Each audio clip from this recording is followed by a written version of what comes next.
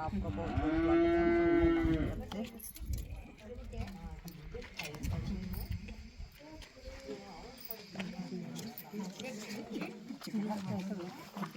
सब से। ठीक हो? नमस्ते जी, क्या हाल है? और ठीक है आप सब लोग? आज आ रहे न्यू सब ये करें भी आई जाए होली जो चुगडोगी जब सब इकट्ठी है ना ये सारे मेला में। हाँ और क्या, सही बात है, बिल्कुल ठीक बात है। ये बोलेंगे आप आओ, आप बोलोगे ये, तो फिर कैसे बात बनेगी? एक जगह इकट्ठा होना। जो सबसे ज्यादा खतरनाक होली खेलते हो तो चले जाओ। हमारे यहाँ तो हरियाणा में जैसे देवर भाभी या और जैसे रिश्ते इस प्रकार के होते हैं, तो उसमें आदमियों का काम होता है रंग लगाना, और औरतों के पास होते हैं रस्सी के ना बांधे। जानकारी नहीं है कि ढीठों के साथ तो मैं बहुत बड़ा ढीठ हूँ। देखेंगे किसमें ताकत ज्यादा है, रोकने वाले में या बनाने वाले में, ये ऊपर वाला तय करेगा। पर लड़ाई लड़नी है हमें, ये लड़ाई जरूर लड़नी है, क्योंकि हमारे बच्चों के भविष्य की बात है ये हमारी और आपकी बात नहीं है। आने वाले जो बच्चे हैं जो ड्रग्स में जा रहे हैं, उनको रोकने के लिए एक बहुत बड़ा हथियार है ये स्टेडियम। मैं काम करना चाहता हूँ और मेरा कोई स्वार्थ नहीं है। मैं आपसे सिर्फ एक ही विनती करता हूँ कि आप इस विषय में सोचें, मेरे कहने पे ना जाए। आप सोचें कि क्या वाकई में ही ये स्टेडियम हमारे क्षेत्र के लिए जरूरी है या नहीं है। अगर नहीं है तो बात खत्म हो जाती है, कोई दिक्कत नहीं। अगर आपको ऐसा लगता है कि नहीं हमारे क्षेत्र के लिए, हमारे बच्चों के लिए ये स्टेडियम बहुत ज्यादा जरूरी है, तो हमें ये लड़ाई लड़नी पड़ेगी। और हमारे बच्चे भी होंगे, सारी चीजें ही होंगी, मतलब पूरे डिस्ट्रिक्ट मंडी की बात कर रहा हूँ मैं, और बाहर से भी आएंगे। डिस्ट्रिक्ट मंडी तो मतलब उनके क्षेत्र में तो उधर से तो आएंगे ही आएंगे। और 8 लेन ट्रैक बन रहा है जिसपे दौड़ लगाते हैं, आपने देखा होगा, टीवी पे भी देखा होगा, रेस लगाते हैं। वर्ल्ड क्लास ओलंपिक्स में भी एथलेटिक्स का वो होता है। वो 8 सिंथेटिक ट्रैक होगा जो बहुत एक्सपेंसिव होता है, बहुत बड़ा। 8 लेन होगी, 8 खिलाड़ी एक साथ दौड़ सकते हैं उसमें। और इंडोर स्टेडियम होंगे जिसमें स्विमिंग पूल, बास्केटबॉल, हैंडबॉल और पता नहीं कितने, बैडमिंटन, पता नहीं कितनी गेम्स उसमें आएंगी। कि पब्लिक क्या चाहती है, और सबसे बड़ी बात यह कि वो खुद आके बोले तो कितनी अच्छी बात होगी, कितनी इज्जत बढ़ेगी उनकी कि नहीं मैं स्टेडियम बनाऊंगा। अगर महिलाएं चाहती हैं, बच्चे चाहते हैं, मैं आप लोगों के साथ में, तो कितनी बड़ी ताकत मिलेगी। पर उतना बड़ा दिल होना चाहिए करने के लिए। अब वो पता नहीं करेंगे नहीं करेंगे, पर मैंने कसम खाई है, मैंने वादा किया है, दिल में सोचा है कि इस स्टेडियम को मैं बनवा के रहूंगा। कितना समय सीमा होगी मुझे नहीं पता है, पर बनवा के रहूंगा, ये मेरी गारंटी है। किसी ना किसी तरह मैं इसको कैसे ना कैसे करके ये स्टेडियम बनेगा। बस एक ताकत, आप लोगों की ताकत मुझे मेरे साथ चाहिए बस। अब मैं बोलूंगा ऊंची जबान में, सबने बोलना है, स्टेडियम कहां बनाएंगे, स्टेडियम कहां बनाएंगे, स्टेडियम कहां बनाएंगे। पीछे से बिल्कुल आवाज नहीं आ रही, आगे आगे तो आ रही। जिनको मैं देख पा रहा हूं, जिनको नहीं देख पा रहा हूं वो नहीं बोल रहे। दोबारा बोलना है, बहुत जोर से बोलना है, और अगर नहीं बोलना है तो आप बोल दो जी हम नहीं बोलेंगे, वो भी मेरी बहन है, कोई नाराजगी नहीं। पहले तो ये बताओ, स्टेडियम के लिए कौन कौन चाहता है वो हाथ खड़ा करे। किसका नहीं खड़ा हुआ पहले ये बताओ। अच्छा कोई भी नहीं है, सब चाहते हैं स्टेडियम बनना। चलो ठीक है, एक बार दोबारा बोलते हैं, स्टेडियम कहां बनाएंगे, स्टेडियम कहां बनाएंगे, स्टेडियम कहां बनाएंगे। बहुत अच्छे, यही जोश चाहिए है, सबको सोचना चाहिए, सब पॉलिटिशियंस को सोचना चाहिए कि राजनीति एक तरफ कर दे और वो लड़ाई लड़े जो बच्चों के हित में है। आज अगर वो स्टेडियम बनता है तो कितनी बड़ी सौगात होगी पूरी मंडी डिस्ट्रिक्ट के लिए। मैं आपकी पंचायत के लिए नहीं, और 6 पंचायत की बात नहीं, पूरी डिस्ट्रिक्ट की बात कर रहा हूं मैं। हमारे उस कद्दावर नेता को हम समझाने का प्रयास करते हैं, उनको बोलते हैं, और क्यों नहीं होने दे रहे हैं। मुझे बहुत ही अफसोस होता है, बहुत ही मतलब दुख होता है कि एक छोटे से स्वार्थ के लिए उस शख्स ने ये रोक रखा। आप देखें, अगर राजनीति से उठ के सब लोग काम करेंगे तो हमारे क्षेत्र की तरक्की होना बिल्कुल निश्चित है। लेकिन आप देखें, आज मैं आपके क्षेत्र की बात करता हूं। प्रवीण से हमने रास्ता पूछा, हम पहले भी आए हुए हैं, पूरा रास्ता टूटा हुआ है, 1 फुट भी रास्ता बना हुआ नहीं है। कितनी आबादी है इधर। लोग तो बोलते हैं जी जिधर ज्यादा वोट होते हैं उधर रास्ते बनते हैं, इधर तो वोटों की भी कमी नहीं है। मैं आलोचना नहीं कर रहा हूं, पर क्या है कि हमारे जो राजनीति वाले लोग हैं उनका ध्यान हमारी तरफ है नहीं। सबसे बड़ी परेशानी ये है। आप बुलाओ, आएंगे, लेकिन 5 साल में 1 बार आएंगे। सबसे बड़ी तकलीफ ये। उसके बाद फिर आपको जाना होगा। अभी कुछ दिन पहले हमारे यहाँ के एक कदावर नेता, उन्होंने जनसंपर्क अभियान चलाया, तो कई लोगों के मुझे फोन आए, कहते भाई जी तो सारा बहुत बहुत मेहरबानी, ऐसे बने ये आप पूरे आए कर, नहीं तास हो जाना पो था, और मिलो ना मिलो तेसरी मर्जी। पर ये सब चीजें किसी को देख के नहीं, ये तो पब्लिक के लिए करनी चाहिए।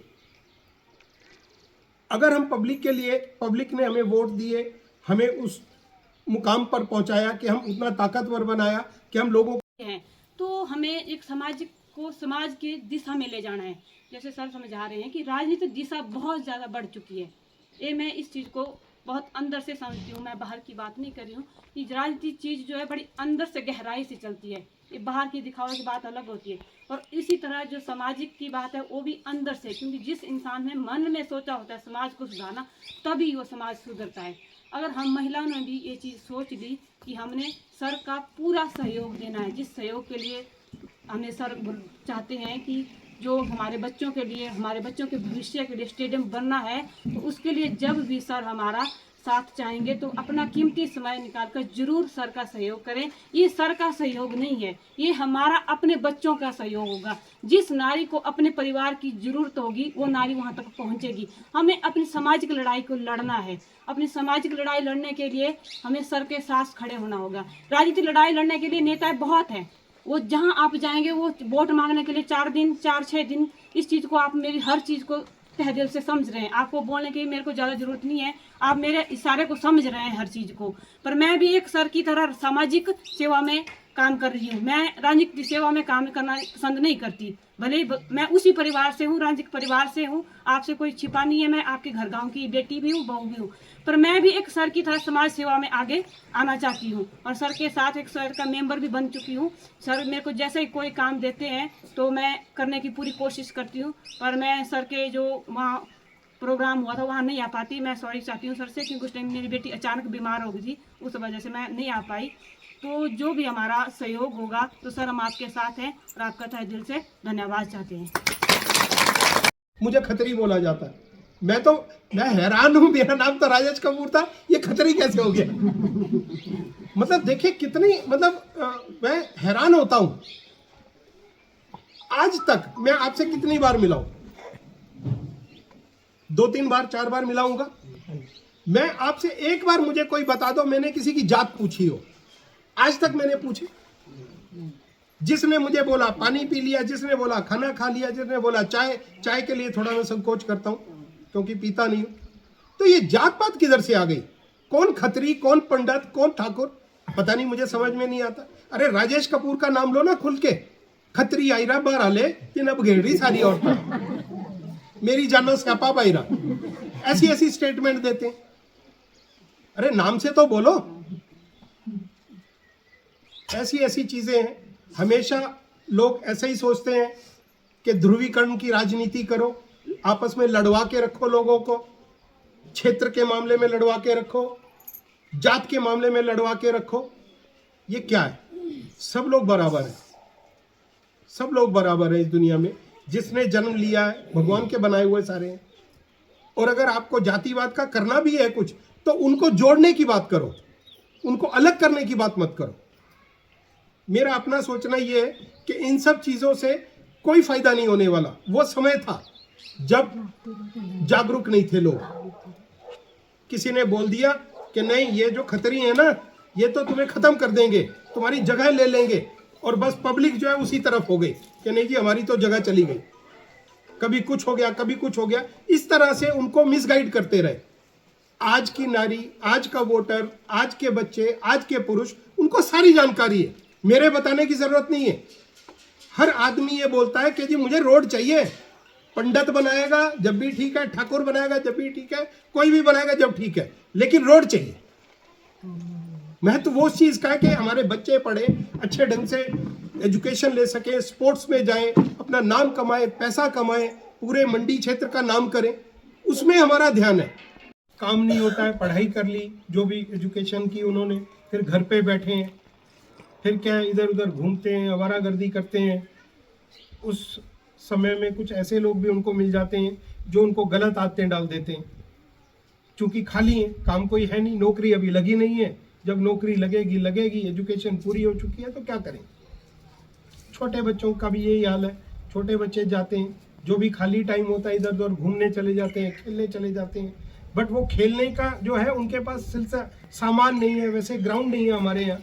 जैसे आप देखेंगे ये जो ग्राउंड है ये बहुत बड़ा ग्राउंड हो गया, मतलब पंचायत की बात करें तो इतना बड़ा जो जगह है मेरे ख्याल में बहुत कम होगी, आपको ज़्यादा जानकारी है, बहुत ही कम इतनी बड़ी जगह होगी, और इसमें तो कोई गेम भी नहीं हो सकती।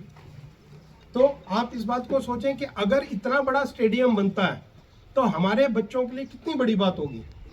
वो स्टेडियम जो है बच्चे जाके उधर खेलेंगे, सीखेंगे।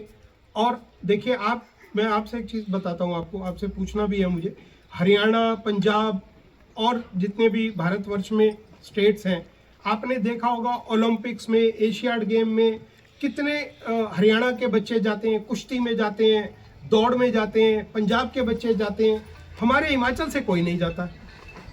वर्ल्ड लेवल की बात कर रहा हूँ मैं, छोटे उसमें तो जाते हैं, पर जो ओलंपिक की बात करें या एशियाड की बात करें तो नहीं आता, क्योंकि उसका कारण है कि हमारे बच्चे जो हैं उनको प्रैक्टिस ही नहीं मिलती है, ना उतने इक्विपमेंट है, ना ही वैसी जगह है कि वो सीख सकें।